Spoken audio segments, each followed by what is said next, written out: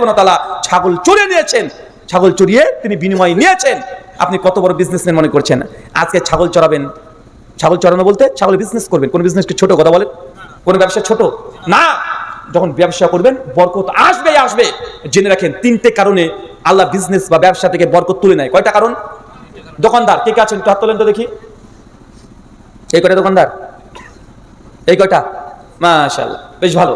তিনটে কারণে যে অর্থ উপার্জন করছেন আল্লাহ বরকত তুলে নেয়। কি তুলে নেয়? বরকত তুলে নেয়। প্রথম যে কারণ, মাল বিক্রয় করার সময় অনার্থক কসম কাটা, মিথ্যা কসম কাটা। কি বলেন তো?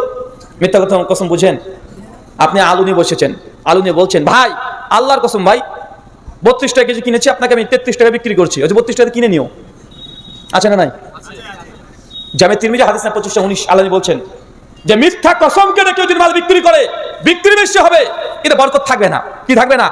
বরকত থাকবে না। মানে মাল বিক্রি হয়ে যাবে।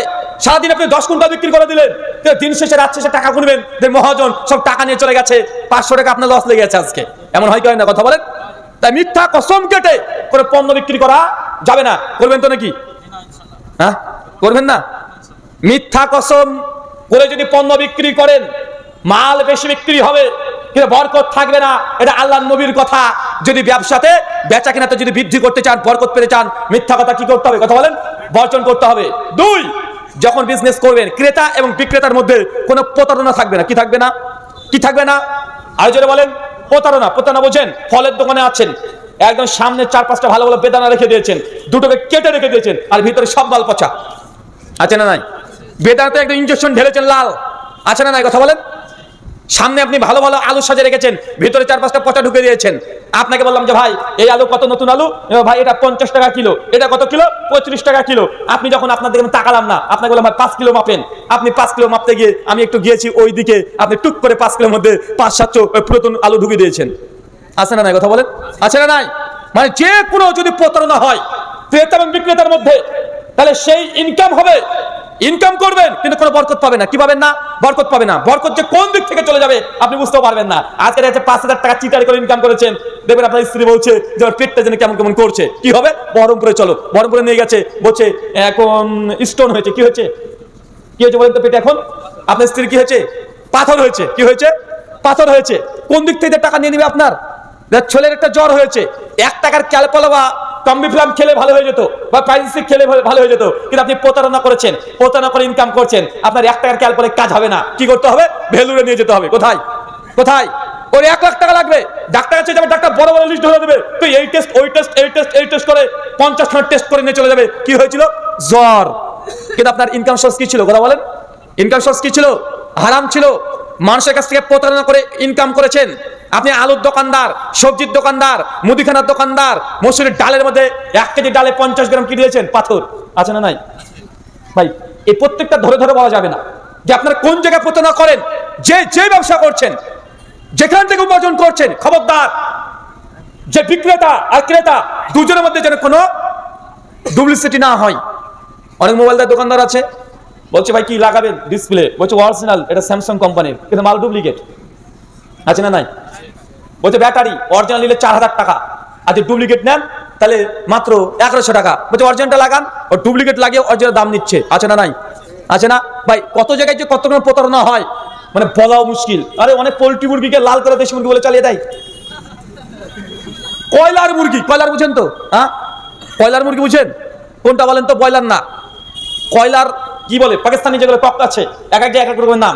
কয়লার বলতে ওই পোল্ট্রি মুরগির জাত হয়, ওটা দেশি মুরগির মতো দেখতে হয়, পাগুলো একটু মোটা মোটা হয়। মানুষ ওইগুলোকে দেশি মুরগি বলে চালিয়ে দিচ্ছে। আছে না নাই?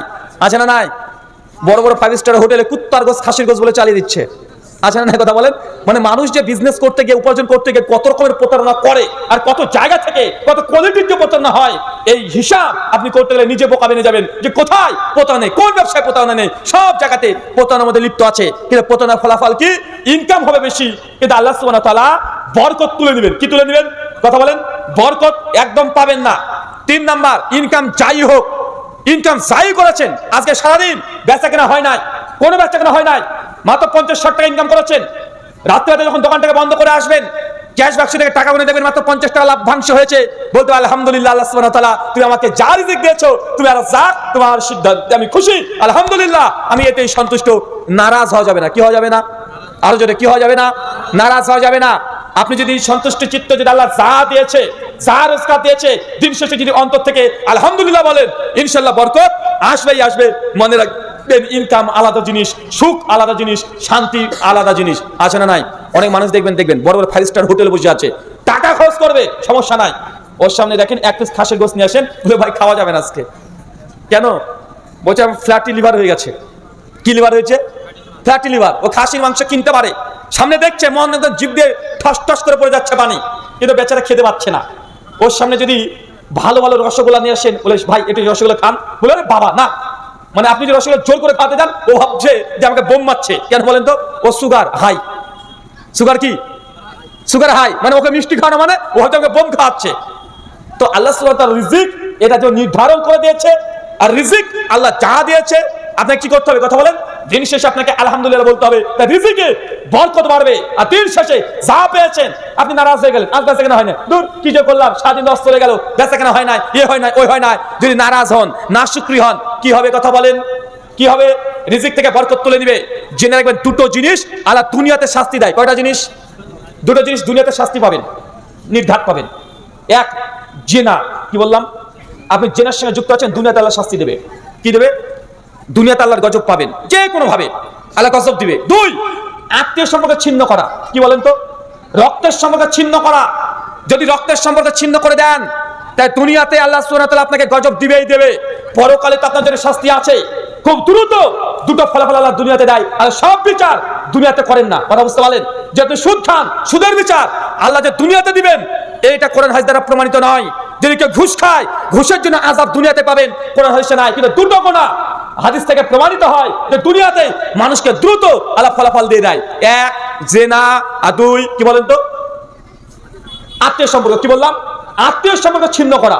আল্লাহ বলছেন লা ইয়াদখুলুল জান্নাহ, ওই ব্যক্তি জান্নাতে যাবে না। আল কাতে, যে আত্মীয় সম্পর্ক ছিন্ন করেছে, আর যে নিজের রক্তের সম্পর্ক ছিন্ন করেছে, দুনিয়াতে আল্লাহ তাকে গজব দিবে, মৃত্যুর পর পরকালে হবে। কথা বুঝতে পারলেন না? কেউ যদি সুদ খায়, যদি সুদ খায়, সুদ খাওয়া পাপ, এটা আল্লাহ দুনিয়াতে যে তাকে গজব দিবে, ফিতনার মধ্যে ফেলে দিবে, এই কথা হাদিস কোনে নাই। কথা বুঝতে পারলেন? যদি ঘুষ খান, ঘুষ খাওয়া গুনাহ, পাপ, মৃত্যুর পরে কি পাবেন? আযাব পাবেন, শাস্তি পাবেন। ঘুষ খেলে দুনিয়াতে যে আল্লাহ গজব দিয়ে দিবে, এমন কথা কোরআন হাদিসে নাই।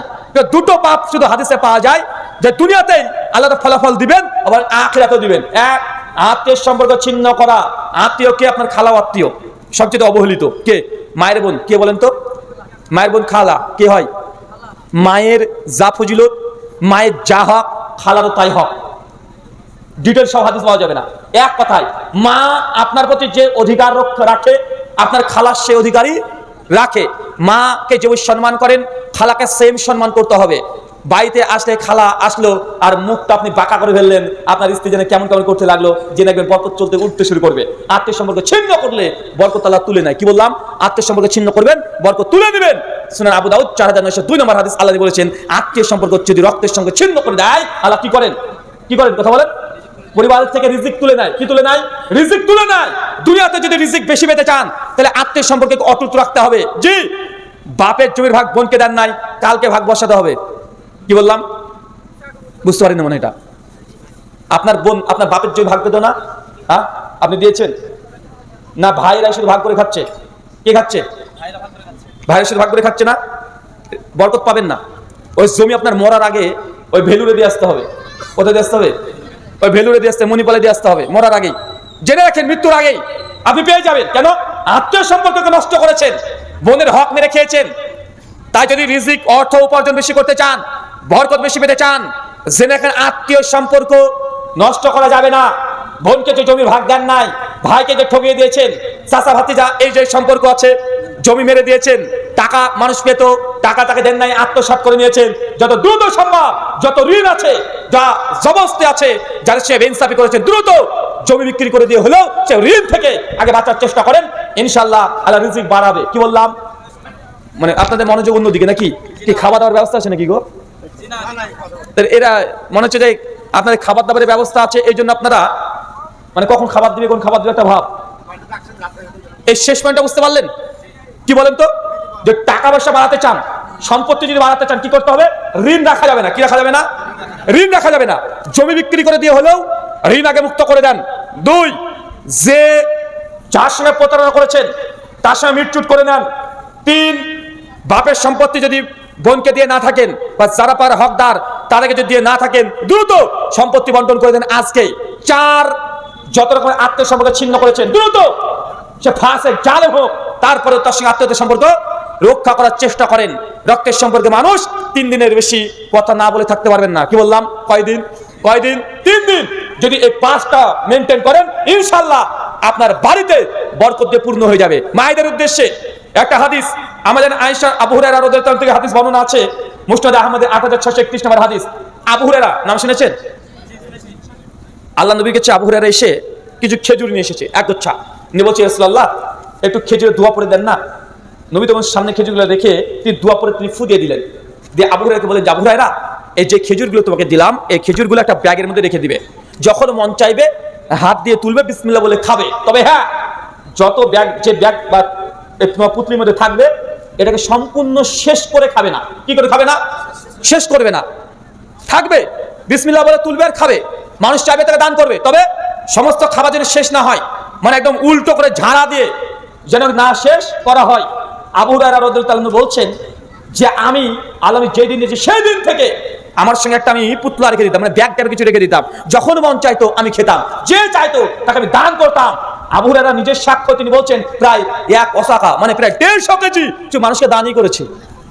বুঝতে পারলেন না? মনে হয় একটা পুতলি বলছেন, মানে একটু পাত্র, মানে এই 1 কিলোমিটার আটার কথা। কি কথা বলেন? 1 কিলোর মতো। আল্লাহ নবী সেটা ফু দিয়ে দিয়েছে, বরকতের দোয়া করে দিয়েছে, বলেছে তুমি সমস্ত কিছু ফুরে ফেলবে না, খেয়ে সব ঝাড়া দিয়ে দিবে না। যখন মন চাইবে খিদে লাগবে, বিসমিল্লাহ বলে তুলবে খাবে, আর মানুষ যখন চাইবে তুলবে ছিড়বা দিয়ে দিবে। আবু হুরায়রা বলছেন প্রায় 150 কেজি মানুষকে দান করেছে প্রায়, আর আমি তো নিজে খেয়েছি। কিন্তু ওসমান বিন আফফান যেদিন মৃত্যুবরণ করে, সেই দিন আমার কাছে ব্যাগটা পড়ে যায়। যখন ব্যাগটা পড়ে গেছে, তারপর থেকে আমি আর সেই ব্যাগটাকে খুঁজে পাই নাই। এই হাদিসের আলোকে বিভিন্ন ইমাম শাইখ মাশায়েখ তারা বলেছেন যে হাদিসের আলোকে মায়েদের উদ্দেশ্যে নসিহা, চালের বস্তা ঝাড়া দিয়ে সবকিছু একদিন ফুলে দিতে হবে এমনটা নয়। চাল থাকতে থাকতে বস্তা বা চাল ঢালবেন। কথা বুঝতে পারেন? মনে হয় ড্রাম আছে চালের, একদম পুরো ড্রামকে উল্টো করে ঝেড়ে পরিষ্কার করা যাবে না, বরকত উঠে যাবে। কি উঠে যাবে? কথা বলেন। বরকত উঠে যাবে, মানে 2-4 কেজি চাল থাকতে আবার চাল নিয়ে আসতে হবে। এটা কাদের দায়িত্ব? পুরুষের। কার দায়িত্ব? বাড়িতে চাল নেই, এই চাল নিয়ে আসো, চাল নিয়ে আসো, এরকম যেন না হয়। চাল থাকতে, দ্রব্য থাকতে, ওই দ্রব্যের মধ্যে আবার চাল মিশিয়ে দিবেন, ইনশাআল্লাহ বরকত থাকবে। এটা নবীর হাদিসের কথা। নবীর হাদিস কি মানেন? হ্যাঁ, নবীর হাদিস মানতে মন চাই? যদি মন চাই এই আমলগুলো করবেন, যদি করেন পরিবারের মধ্যে রিজিক বাড়বে, রিজিকে বরকত আসবে। পাশাপাশি যেই 3টে পয়েন্ট আমি বলেছি, 1, মিথ্যা কসম করে কোনো পণ্য বিক্রি করবেন না। 2, ক্রেতা বিক্রেতার মধ্যে যেন কোনো রকমের প্রতারণা না থাকে। কথা বুঝতে পারলেন? আর 3, শেষে যা ইনকাম করেছেন আলহামদুলিল্লাহ বলবেন, ইনশাআল্লাহ বরকত চলে আসবে। এই 3টে আমল মিস করা যাবে না। কারা কারা করবো না একটু হাত তুলি তো। হ্যাঁ, সবাই করবেন? আচ্ছা, একজন দাঁড়ান তো, দোকানদার একজন হাত তুলি তো। কেউ দোকানদার আছেন? তুমি আছো, দাঁড়াও। বলো 3টে পয়েন্ট বলেছে কি কি?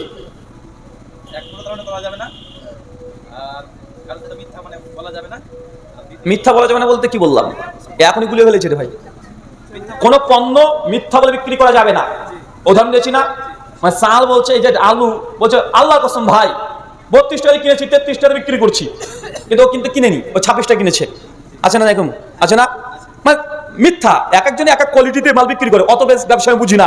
তাই কত রকমের যে বিজনেস আছে, কত কোয়ালিটির মিথ্যা হয়। যারা যে ব্যবসা করেন সেই অবস্থান থেকে মিথ্যা বলে কাস্টমারের হাতে যেন কোনো মাল না যায়। 2, কিভাবে ধোকা হয়?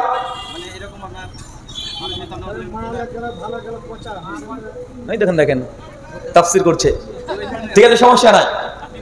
মানে কোন রকম প্রতারণা, মানে মালের সঙ্গে দেখেন আপনি যেই মাল বলেছেন সেই মালই দেবেন। বলেন আজওয়া খেজুর, ভাই তাজা সৌদি আরব আজওয়া খেজুর, সৌদি আজওয়া খেজুর না, আজওয়া খেজুর 700-এর মধ্যে, মানে 700 আছে আর 300 মাল ঢুকে দিয়েছে। হয় কি হয় না? কথা বলেন। মানে ভাই আমি আগে থেকে বলেছি কত রকম যে প্রতারণা হয় এটা ভাই আমি বলতে পারবো না। যেই বিজনেস করছেন সেই বিজনেসে প্রতারণা যেন না থাকে। তবে এখানে একটা মাসালা বলে দিই, তুমি বসো, একটা মাসালা বলে দিই। হুজুর কত টাকা লাভ করতে পারবো? ধরেন একটা জিনিস কিনছে 5 টাকা দিয়ে, 50 টাকা দিয়ে যদি বিক্রি করি 45 টাকা লাভ, 4টে খেয়ে বাবার নাকি করা যাবে? এত লাভ করা যাবে? লাভ একটা জিনিসের দাম 1 টাকা। উদাহরণ দিই, একটা মোবাইলের মাইক্রোফোন, আমি এই ব্যবসা করতাম তো আগে, তাই এটা দিয়ে বলি। একটা মাইক্রোফোন আমরা কিনতাম 1110 নোকিয়া, মনে পড়েন 1110 নোকিয়া, ঢং করে সাপের গেম হতো, হ্যাঁ ওই যে সাপ যেত ঢং করতো, ওই মোবাইল 1110 আমরা যখন কিনতাম 7 টাকা দিয়ে মাইক্রোফোন লাগতো। দাম কত থাকতো তখন মাইক্রোফোন? আমাদের কাছে যখন আসতো তখন আমরা নিতাম 70 টাকায় 100 টাকা। কত টাকা নিতাম? 70 টাকা থেকে 100 টাকা। তো কিনলাম 7 টাকা, 10 গুণ নয়, 700 গুণ লাভ করছি। কত গুণ? ডবল করলে 14 টাকা হয়, মানে আমরা 100 টাকা নিচ্ছি।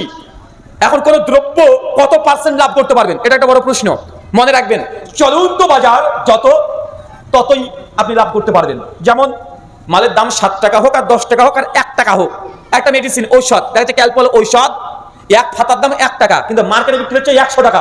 সবাই 100 টাকা নিচ্ছে, আপনি 100 টাকা নিতে পারবেন, জায়েজ। ঠিক আছে। 2, দেখছে মার্কেট প্রাইস আছে 50 টাকা, কিন্তু আমি এসেছি নতুন, আরে হুজুর এসে, হুজুরের মেলা টাকা, লে 100 টাকা নিয়ে নে। মার্কেট প্রাইস কত? 50, কিন্তু আপনি 100 টাকা নিয়ে নিলেন। কথা বুঝতে পারলেন না? একটা জিনিস 1 টাকা দাম, মার্কেট যদি 100 টাকাতে বিক্রি হয়, 100 টাকা নেওয়া জায়েজ, 99 টাকা লাভ করছেন, জায়েজ। কিন্তু মার্কেটের অতিরিক্ত যদি চান, মার্কেটের কি অতিরিক্ত যদি 1 টাকা বেশি চান, তাহলে এই টাকাটা আপনার জন্য অবৈধ হবে। কি হবে কথা বলেন? এই টাকাটা আপনার জন্য অবৈধ হবে। বলেন যে ভাই দেখেন সব জায়গায় 70 টাকায় বিক্রি করছে, কিন্তু আসলে মাল সব জায়গায় 60 টাকায় হয়। কিন্তু দেখছেন হুজুর এসছে, আমাদের গ্রাম সম্পর্কে জানে না, বা কোনো বিএসএফ এসছে অন্য দেশ থেকে, বিএসএফ তো ও কিছু বুঝে না, নিয়ে বেশি নিয়ে একটু, এরকম আছে না নাই? তাই চলন্ত দাম যা লাভ, মানে লাভ যতই হোক না কেন আপনি করতে পারবেন। বুঝতে পারছেন? 3টে জিনিস আল্লাহ সুবহানাহু ওয়া তাআলা কবুল করো, সকলে বলি আমিন। কিছু বলছেন সব?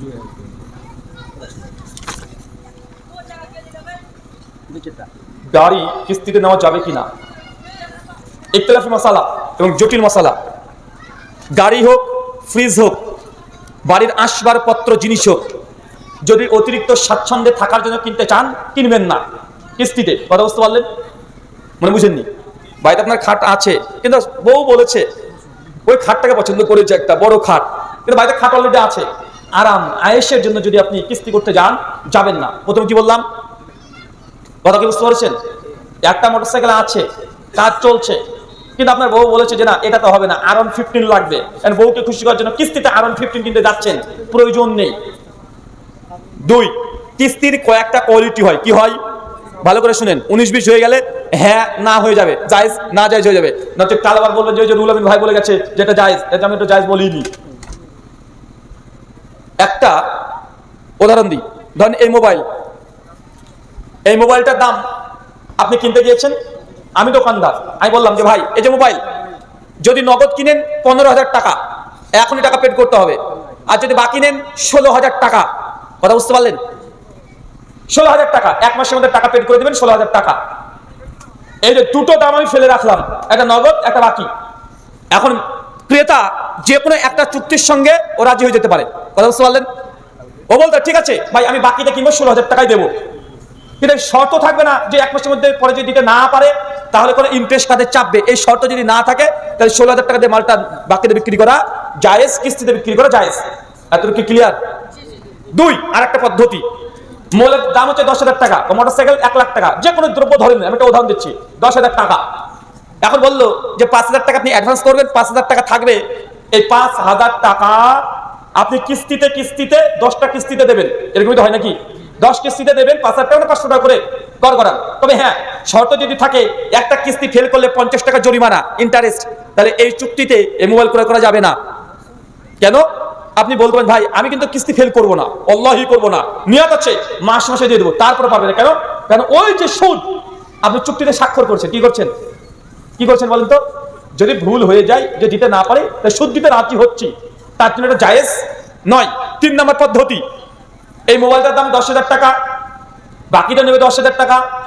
কথা বুঝতে পারলেন? কিস্তিতে 10,000 টাকা, 10টা কিস্তি করে দিল, বলে 1 বছর সময়, 1 বছরের মধ্যে যে কোনো সময় বাকি 5,000 টাকা তুমি দিয়ে দিতে পারো। 1 বছর সময়, 1 বারে দাও, 10 বারে দাও, 5 বারে দাও, দেখবো না, 1 বছরের মধ্যে টাকা 5,000 টাকা তুমি দিয়ে দিবে, এখানে কোনো ইন্টারেস্ট নেই, তাহলে এই মোবাইলটা কেনাটা বৈধ। এখন আপনি দেখেন আপনার সঙ্গে যে গাড়ি, ফ্রিজ, মোবাইল বা যেসব কিস্তিতে আপনি কেনাকাটা করছেন, কোন শর্তে পড়ছে। কথা বুঝতে পারলেন? যেই শর্তে পড়বে দেখার পরে জায়েজ না জায়েজ এই মাসালা আসবে। আপনি জাস্ট 3টে পদ্ধতি বললাম, দুটো না জায়েজ, একটা জায়েজ পদ্ধতি। শুকরান, জাযাকাল্লাহু খায়রান। আমাদের ইমাম মুন্সি আছে, ছেলেরা এবং আমরা তাকে মৌলবী কি বলছে, মৌলবী বলছি, তাতে কি গুনাহ হবে? আমাদের ইমাম সন্তান আছে ছেলের এবং আমরা তাকে, মানে ইমামের ছেলেকে মৌলবী বলছেন না কি লিখেছে? বলছে আমাদের ইমাম মুন্সি আছে, ছেলেরা এবং আমরা তাকে মৌলবী বলছি, তাতে কি গুনাহ হবে? মানে উনি হচ্ছে মুন্সি কিন্তু আপনি মৌলবী বলছেন। ইমাম ও বুঝেছি, মানে আপনাদের ইমাম আছে মুন্সি। মুন্সি বলতে কি বলে রে ভাই? ও আচ্ছা আচ্ছা, বক্তব্য বলেছিল, মানে আলিম হয়নি, সাধারণ একজন কোরআন সুন্নাহ এমনি মোটামুটি স্টাডি করে পয়সা হয়েছে, কিন্তু তাকে আপনার মৌলানা বলতে পারবেন কি পারবেন না, মৌলবী বলতে পারবেন কি পারবেন না? আসলে মৌলবী মানে কি রে ভাই? মৌলবী মানে হচ্ছে যারা মূলনীতি মেনে চলে। মৌলবী মানে কি? মৌলবী মানে কি?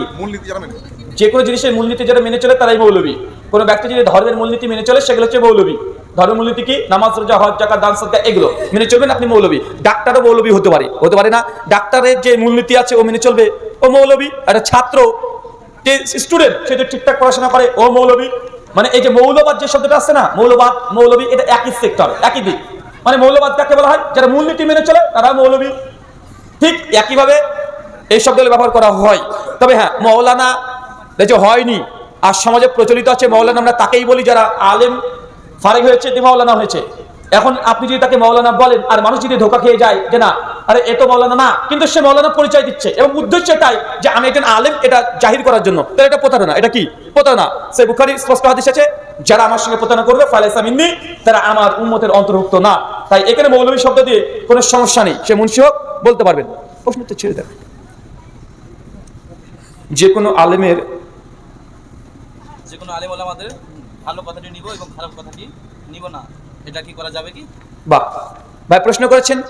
হুজুর ইউটিউবে তো মেলা বক্তা আছে, তো এখন আমার ওই বক্তার বক্তব্য খুব শুনতে ভালো লাগে, কিন্তু আমাদের আহলে হুজুররা বলেছে তার বক্তব্য শোনা যাবে না, কিন্তু আমার কিন্তু ভালো লাগে। তো আমি যে কোনো হুজুরের বক্তব্য শুনবো, যেটা ভালো সেটা আমি মানবো, আর যেটা ভালো না সেটা ছেড়ে দেবো। তো তুমি যদি সব আলেমের কোনটা ভালো আর কোনটা মন্দ বুঝতে পারো, তোমার বক্তব্য শোনার কি দরকার ভাই? তুমি তো বড় মৌলানা। এখন ধরেন একজন বড় আলেম, ধরেন বাংলাদেশের আমিরে হামজা, ও বক্তব্য দিচ্ছে, চট করে 3-4টা ভুল ভালো বলে দিল। কথা বুঝতে পারছেন? বক্তা তো ভালো, 3-4টা ভুল ভালো বলে দিল। আরেকজন জনপ্রিয় বক্তা হচ্ছে 5-6টা বিদআতি কথা বলে দিল, 3-4টা জাল হাদিস বলে দিল। আর তুমি বলছো যে সবার বক্তব্য শুনবো, তো তুমি কি বুঝতে পারবা যে কোনটা জাল হাদিস, কোনটা জয়ীফ হাদিস, কোনটা বিদআত, কোনটা শিরকি কথা বললো, কোনটা আকীদার বিরুদ্ধে গেল, কোনটা মানহাজের খিলাফ গেল? তুমি কি বুঝতে পারবা? যদি তুমি বুঝতে পারো তো তোমার বক্তব্য শোনার কি দরকার? তুমি নিজে বক্তা হয়ে যাও। শোনেন, ছোট্ট একটা উসুল বলে দিই। মূল কথা হচ্ছে কার বক্তব্য শুনবেন, কার বক্তব্য শুনবেন না, কার লেখা বই পড়বেন, কোন লিখিত বই পড়বেন না। এটা নির্ভর করছে আপনি কোন পজিশনের ব্যক্তি, আপনার জ্ঞান কতটুকু আছে। এখন যদি বলা হয় আবু তাহের সালাফি হাফিজাহুল্লাহ, আমাদের শেখ সভাপতি ছিলেন আজকে, উনি কি বেদাতীদের বক্তব্য শুনতে পারবে? মানে যত নিকৃষ্ট বেদাতি হোক, উত্তর হচ্ছে একদম পারবে। কেন? তার আলেম। তার কোনো বেদাতি যদি কোনো জাল হাদিস বলে, উনি টুক করে ধরে ফেলবেন। কেউ যেটা বিদাতি কথা বলে দেয়, টুক করে ধরে ফেলবেন। পারবেন কি পারবেন না? কথা বলেন। কিন্তু একটা রিক্সা চালক, এখন যদি বলেন ওই বিদাতির বক্তব্য শুনতে পারবে, বলবো না। কেন? কারণ এই রিক্সা চালক জানেই না কোনটা সহি, কোনটা জয়ীফ, কোনটা সঠিক, কোনটা বেঠিক, জানে? কথা বলেন না। তাই যারা আলেম, যারা জ্ঞান অর্জন করেছে, যারা সত্য মিথ্যা এটা যাচাই করার ক্ষমতা আছে, তাহাকিক করা, পর্যালোচনা করার ক্ষমতা আছে, তারা যে কোনো আলেমের বই পড়তেও পারে, যে কোনো বক্তার বক্তব্য শুনতেও পারে। সাধারণ আম জনতা যারা ধরার, তাহাকিক করার ক্ষমতা নেই, বুঝার ক্ষমতা নেই, জানার ক্ষমতা নেই, টোন শুনে ভালো লাগে, তাহলে আপনি বক্তব্য শুনতে পারবেন না। আপনি কার বক্তব্য শুনবেন? যারা শুধু হক কথা বলে, জালজেব কথা বলে না, বিদাতযুক্ত কথা বলে না, তাদেরকে সিলেক্ট করেই আপনি তাদের বক্তব্য পড়বেন, তাদের আলোচনা শুনবেন।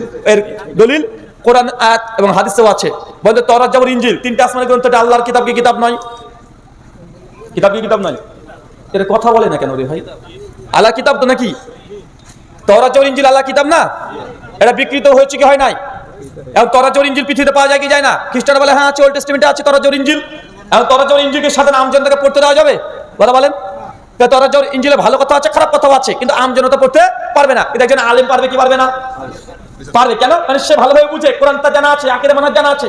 তওরাত, জাবুর, ইনজিল পড়লে বুঝেন এটা ভুল, এটা ঠিক। তাই যেন আলেমদের জন্য যেটা জায়েজ, সেটা আমজনতার জন্য সেটা না জায়েজ। কথা বুঝতে পারলেন? তাই আপনি কতটুকু জ্ঞানী মানুষ, সে জ্ঞানের উপরে ভিত্তি করেই হবে যে আপনি কার বক্তব্য শুনতে পারবেন, কারটা শুনতে পারবেন না, এটা নির্ভর করছে তার উপরে। শুকরান। কৃপণ বন্ধুর সাথে সম্পর্ক রাখতে পারবেন কি পারবেন না? কেন রে ভাই? কৃপণ কি করেছে রে ভাই? এখন আমার কাছ থেকে উত্তর পেয়ে বলে দেখ তুই কৃপণ, তোর সঙ্গে সম্পর্ক রাখলাম না। বন্ধু যদি কৃপণ হয় ওটা তার ব্যক্তিগত আমল, তার জন্য গুনাহ সে হবে। তার সঙ্গে আপনি বন্ধুত্ব রাখতে পারবেন না এমনটা নয়, আপনি রাখতে পারবেন। কেননা হাদিসে এমন কোনো হাদিস পাওয়া যায় না যে কৃপণের সঙ্গে বন্ধুত্ব রাখতে পারবেন না। তবে হ্যাঁ, কৃপণের জন্য জামে তিরমিজি একটা হাদিস আছে, প্রতিদিন সকালে ফেরেশতা এসে তার জন্য বদদোয়া করবে যে আল্লাহ এই কৃপণ দান সাদকা করে না, মানুষকে ঋণ দেয় না, আল্লাহকে ধ্বংস করে দাও। আর যে দান সাদকা করে তার জন্য বরকতে দোয়া করবে। তাই কৃপণ তুমি সাবধান। আজকের বিষয় সম্পর্কে একটা প্রশ্ন আছে ছোট্ট সাহেব, বলবো? জি, বলছে যে অর্থ যে উপার্জন আমরা করি, ব্যবসা করি, তো মহাজনের কাছ থেকে আমরা ধারে মাল নিয়ে এসে নগদে বিক্রি করি, এটা যাই যাচ্ছে মানে যতক্ষণ মালিকারা প্রতিষ্ঠিত না হচ্ছে। মালিকানা প্রতিষ্ঠা না হলে কোনো জিনিস নেন, একটা গাছ, এই গাছ আছে আগে থেকে আপনি বলে দিলেন ভাই এই গাছে এতগুলো আম ধরবে, আগে থেকে 1 বছর আগে করে দিলেন, যাবে না। কথা বুঝতে পারছেন? যতক্ষণ আপনি মালিকানাধীন না হচ্ছেন ততক্ষণ বিক্রয় করা জায়েজ নয়। শুকরান। হার্ডওয়্যার ব্যবস্থা, রুকুবেলের রাকাত গণনা করা জায়েজ, না করাটা উত্তম। শুকরান, জাযাকাল্লাহু খাইরান, বারাকাল্লাহু ফিকুম। শেখ ছেড়েন।